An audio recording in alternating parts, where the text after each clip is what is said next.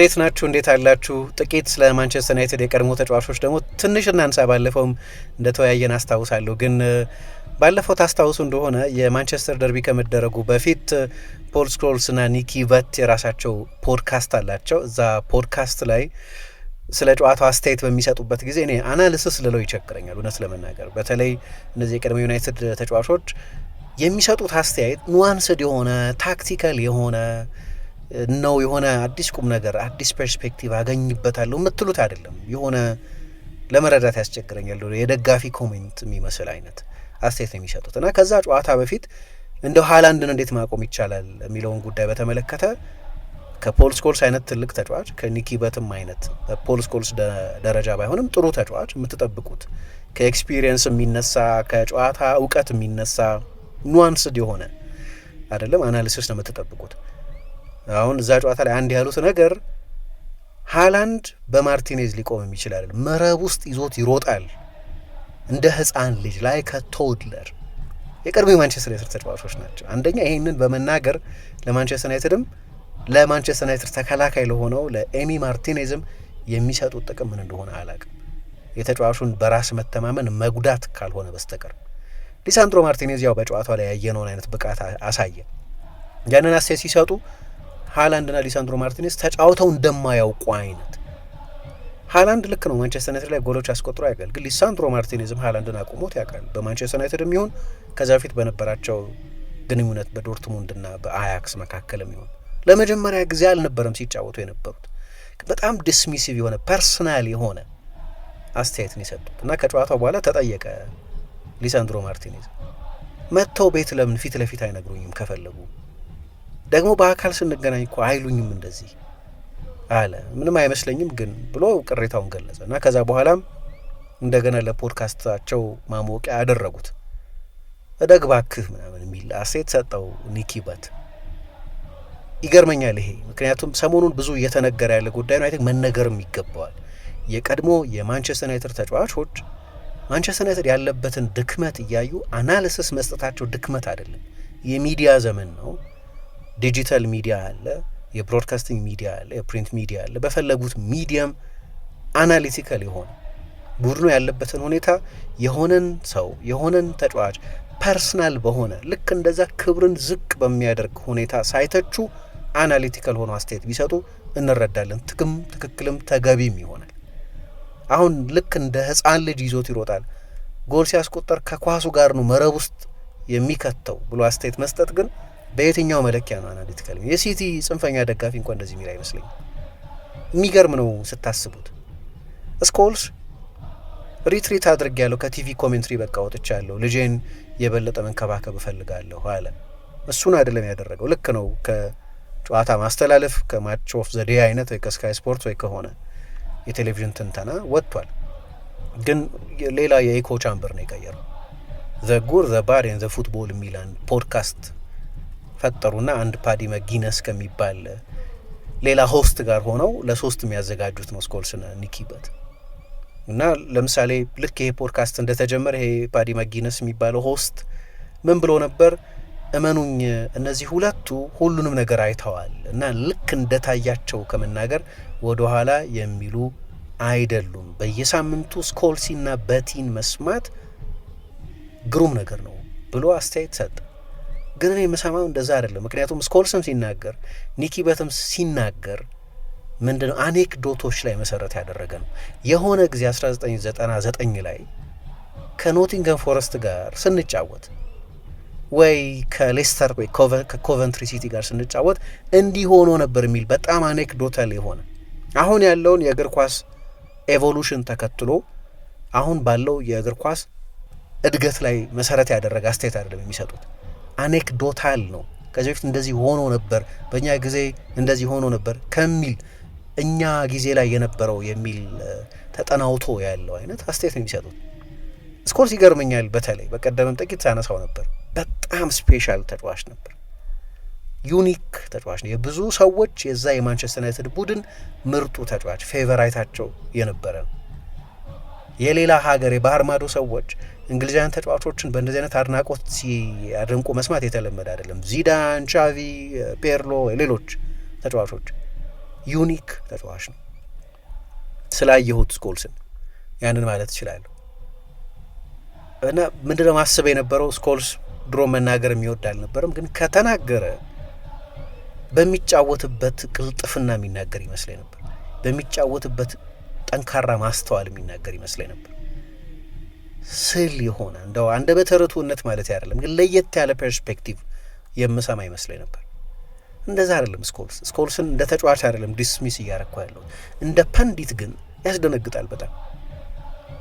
ከዛ የበለጠ ለየት ያለ ኮሜንት እጠብቅ ነበር።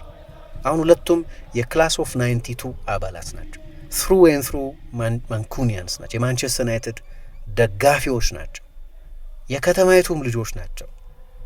እና ቢዝነስ ቢሆንም ይሄ ኢንዱስትሪያቸው እና ለክሊክ የሚሆን ርዕስ የሚፈጥር ንግግር መናገራቸውን ብረዳውም ስለ ሊሳንድሮ ማርቲኔዝ የሰጡትን አስተያየት ችን ሁሉ ያለፈን ነገር ስሰማ ግን ከኮሜንትሪም አንጻር ፕሮፌሽናል ሆናችሁ ብታዩት ነገሩን ግን ከድጋፍም አንጻር ከኤክስፐርቲዝም አንጻር ከምንም አንጻር ትክክል አይደለም።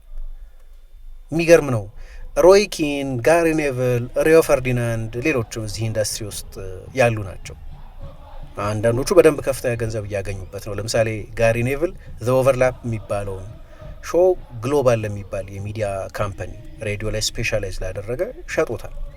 ሪዮ ፈርዲናንድ የዚህ ኢንዱስትሪ ጥቅም ስለጣመው ቴንቲ ስፖርት ላይ ለ10 ዓመት ተንታኝ ሆኖ ሰርቷል፣ ፐንዲት ሆኖ ሰርቷል። በኋላ ወደ ሪዮ ፕሬዘንትስ የሚል የራሱን የዩቲዩብ ቻናል ከፍቶ ይሰራል። ግን እኔ እንዳልኩት እነዚህ ሰዎች ይምጡ፣ የእነሱን ድምፅ እንፈልጋለን። እኔ የእነሱን ኤክስፐርቲዝ መስማት እንፈልጋለን። ምንም ጥያቄ የለውም። ማንም ሰው የሚፈልግ ይመስለኛል። የኤክስፐርት አስተያየት ነው። እኔ ለምሳሌ የሆነ ቢታየኝ የሆነ ነገር አለ አይደል፣ ኮሜንት ወይ እናንተ አንዳችን የሆነ አስተያየት እንሰጣለን። እኔ እሱን በእነሱ ሌቭል ተጫዋተን በምንም ሌቭል ተጫዋች ስለማላቅ ከማየት ኤክስፒሪየንሴ ነው እንጂ ከሚመስለኝ በመነሳት እንጂ ከንባቤ ከሪሰርቼ በመነሳት እንጂ አክቹዋሊ ሜዳ ውስጥ በመገኘት ከሚገኝ ኤክስፒሪየንስ የሚነሳ አስተያየት አይደለም። የእነሱ ግን ኖሮ ከማወቅ ያለ ልምድ ነው። ኖሮ ከማወቅ ያለ ልምድ ነው። ግን አሁን ያለውንም ሁኔታ የበለጠ ይገነዘባሉ ብላችሁ ታስባላችሁ? ለዛ ነው የሚያስገርመኝ።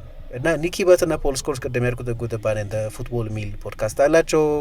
ሪዮ ፕሬዘንትስ ሚል አለው። ወይን ሩኒ ሾው ሚል ጀምሯል።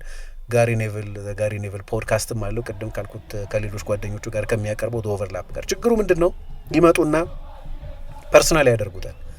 ሮይ ኪን የሃሪ መጓየርን አነጋገር እየተሳለቀበት በስላቅ ኢሚቴት ያደርገዋል። ወይ ባለፈው እንደሰማችሁት ደግሞ የማይክል ካሪክን ባለቤት በመተቸት ወይ ኔቭልም እንደዚሁ ሆነ አይነት ሊያውም እሱ የበለጠ አናሊቲካል የሚመስለኝ ፈርዲናንድም ኢምባረሲንግ ካሚካዚ ፉትቦል ምናምን እያለ አስተያየት ይሰጣል።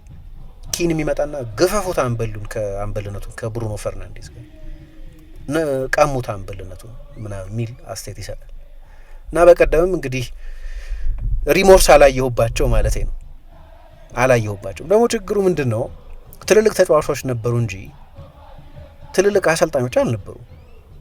ጋሪ ኔቭል የቫሌንሲያ የስራ ኃላፊነት አስክሮት አሁን የማንቸስተር ዩናይትድ የተከላካይ መስመር እንደዛ እየተቸ ያብጠለጠል አስተያየት ይሰጣል አይደል? መብጠልጠል የለበትም ማለት አይደለም። ፐርሰናል ሲሆን ነው የማይጥመው።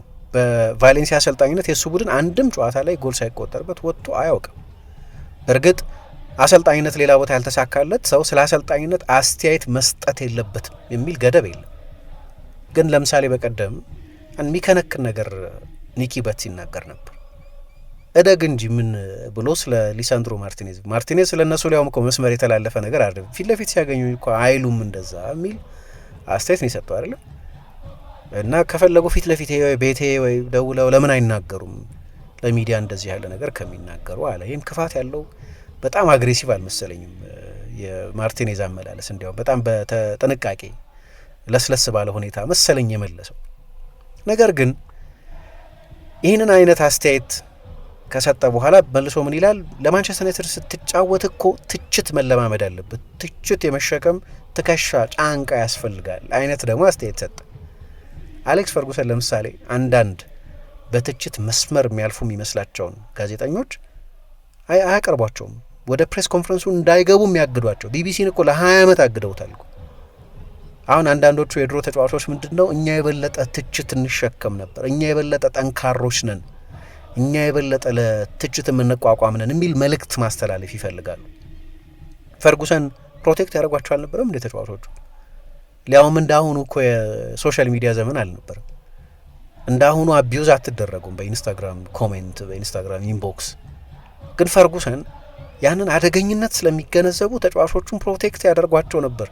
መስመር ያለፉ የሚመስሏቸውን ጋዜጠኞች ከፕሬስ ኮንፈረንስ ላይ እስከ ማገድ የሚደርስ ያውቁታል። እነዚህ ተጫዋቾች በምን አይነት ሁኔታ ውስጥ እንዳለፉ ያንን ታፍነስ እኛ ጠንካሮች ነበር፣ እኛ ታፍ ነበርን ለማለት እንደሚሞክሩ አውቃለሁ። ግን እውነት አይደለም።